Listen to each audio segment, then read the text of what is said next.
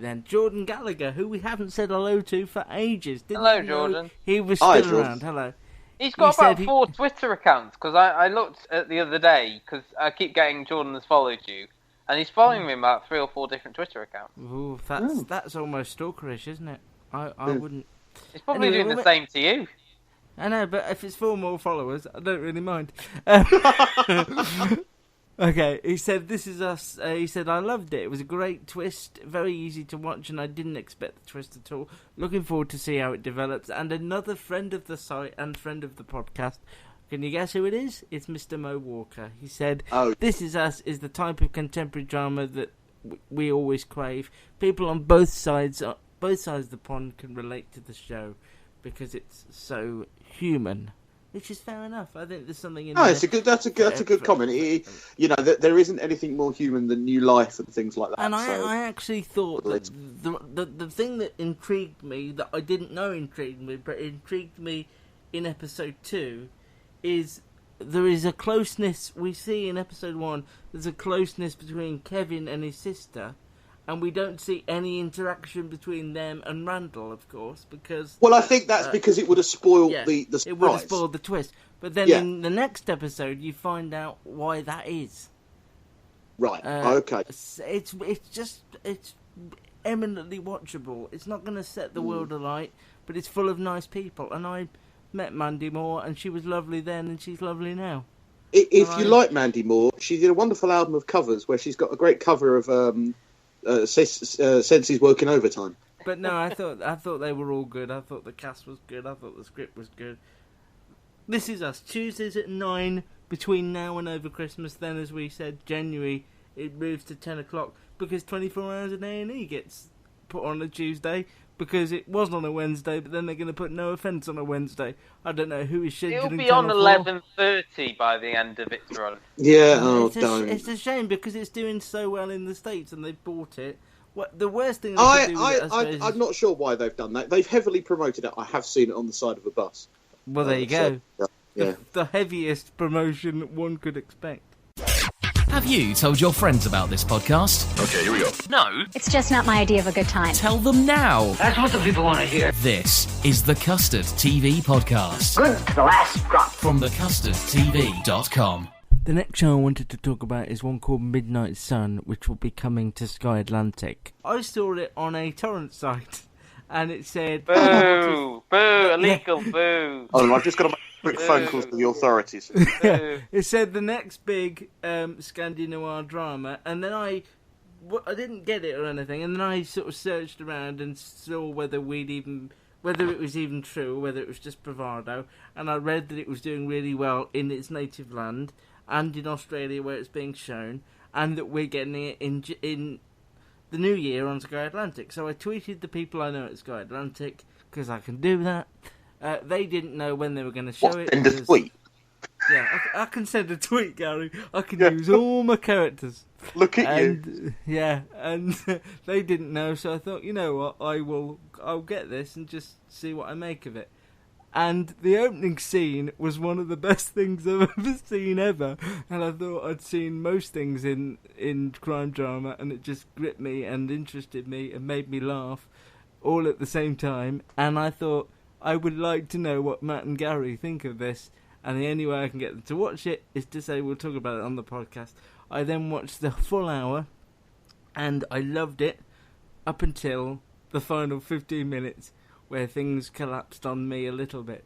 So this was set in both France, but primarily in a small town called... Do you remember the name of the town? I don't remember the name of the town. It was I watched it most recently, but I'm not the best at remembering. It was a Swedish town that on the northern Arctic Circle. On the Arctic Circle, it was sort of a mining town. The main source of income came from the mine, and everyone sort of worked there for a while and then sort of retired. But because there was the mining company had to move to the town, didn't they? Because there was problems with the mine. So this is an odd one because it comes to Sky Atlantic in the preamble. I haven't finished any of the preamble. It's long, isn't it? Oh, I've always just talked about the town and its industry the mining. and the mining. The main thrust is the first 30 seconds or so. The intro, we see the first murder victim of the series is murdered on top of a helicopter. Yeah, Carol. Wow. Genuinely, I've never seen anything like that on film or television. He is a French citizen, hence the need for a French investigator, Kahina Zadi, who is more attractive found very attractive, but only when she was crying. Okay. She comes to France and sort of pairs up with Rutger Berlin, the lead investigator who I thought was brilliant. Who in Karuna, who is played by Peter Stormare, who knew he could do Swedish, even though he is Swedish. For anyone that was worrying, for anyone that wants to sort of that, he was John Abruzzi in Prison Break, and also had a big role in The Blacklist. And Fargo he was in as well. Yes. He put Steve Buscemi in the wood chipper. He has a very recognisable face if you've seen him. He's been in lots and lots of movies, so you wouldn't know him. But I thought, I didn't know. I didn't realise he was Swedish. If anything, I thought he was Italian because of John Abruzzi. Well, that's right. Yeah, you would think he was that. But no, I thought he was very convincing here as a sort of long-in-the-tooth investigator, sort of world-weary. The third character here was he a public prosecutor? Anders. Yeah, he's a deputy. Yeah, he's working as the deputy. They sort of haven't worked together much before. He said, "I prefer working with your colleague," there's something about Anders, isn't there? There's a secret in his past that we don't quite know about. His daughter lives with him half the time she lives with him. She can't be dealing with him, though. She can't be dealing with him. She's just turned 18. And neither can her friends. That was the key thing, wasn't it? It's her friends seeing him as a bit weird. Her dad's a bit weird. It's a bit Bridge-esque, isn't it, with these two with the two things, two places coming together, yeah. Even though Kahina isn't like a Saga Noren character. If there is a Saga Noren character, it's Anders, I think. Or why not the lead prosecutor? Because of what he sees at the end, that kind of makes him more of a. He's more of a. I've now seen episode 2, and I can explain that bizarre ending that the first episode has. Go for it. Because it ruined everything. I was going, this is good. I'm enjoying this. It's funny. It's clever. Didn't ruin it for me. Intrigue. He sees like an earthquake or a. You think that it's like something happening from the mine, isn't it? That's what you get the impression. That the mine everything's starting to crack and it's coming from the mine and the floor's opening up on him. And you think, how awful this is happening. And then he writhes around in agony, and then somebody comes out to him and that hasn't happened. Well, he's on the phone to his wife, and he's very near to Anders' house because he's staying there whilst he's in this area doing this investigation.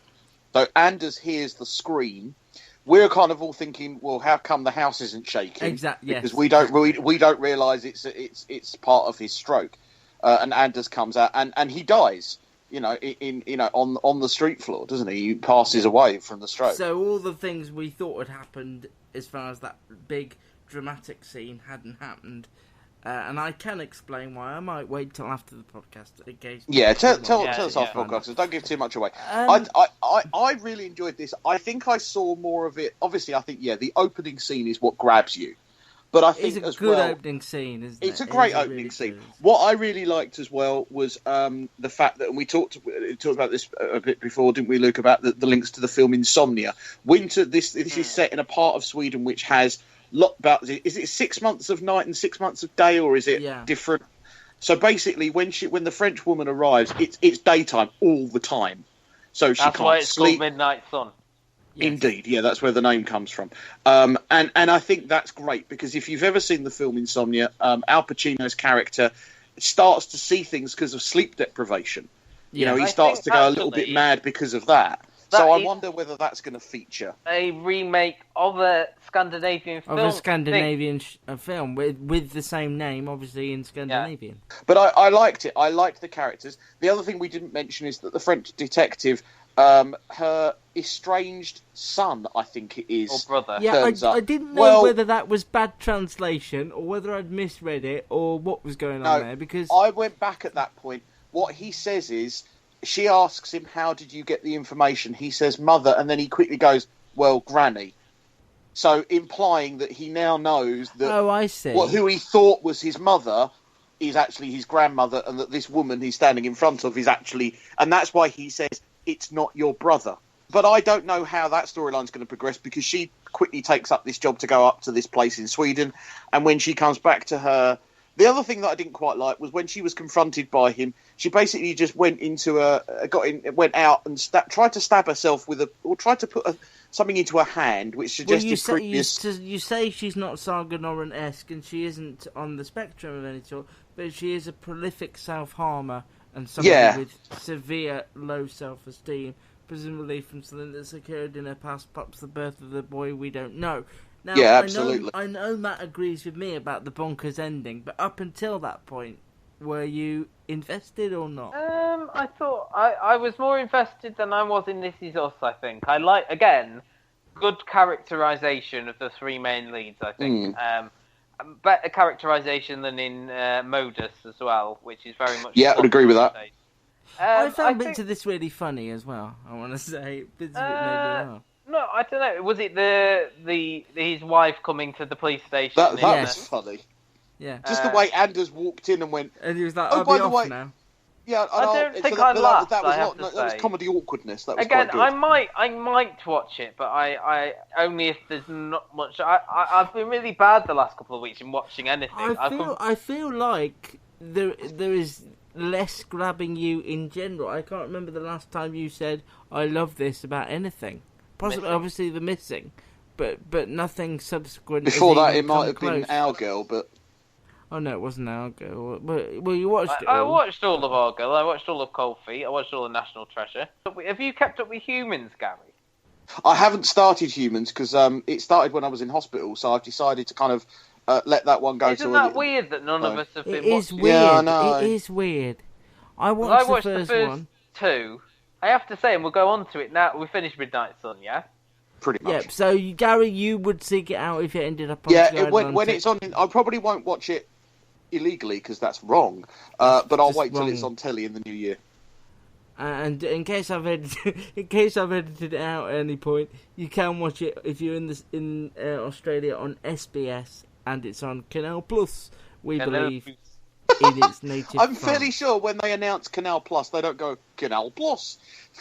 They should. They really should. I know why you're doing it, because of PlusNet. Because I'm not watching stuff sort of linear telly almost at all at the moment. Last night, I completely forgot The Apprentice was on. What? And that wow. Only when I looked online, it was like, who was fired for The Apprentice? Oh, The Apprentice was on tonight.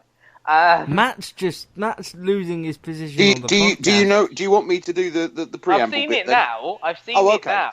But I'd forgotten at the time that it was on. I was like, is there anything on at 9 o'clock tonight? No, it's fine. Wow. But it just says, again, how little investment. Yeah. If you weren't being on a television if I wasn't podcast, would you have watched it now, I probably would have watched it. I probably would have caught up with it before next week. But I probably wouldn't have watched it straight away. Because, as I've said the thing of repeating myself, I will say something last night that I didn't think I'd ever say about The Apprentice. Alana quite impressed me last night in the tap. Alana's coming out on the inside. She's the dark horse at the moment, I think. I don't think so, no. The one person I wanted to be fired last night wasn't. Who's that? Corey. No, Courtney. Not Corey. Courtney.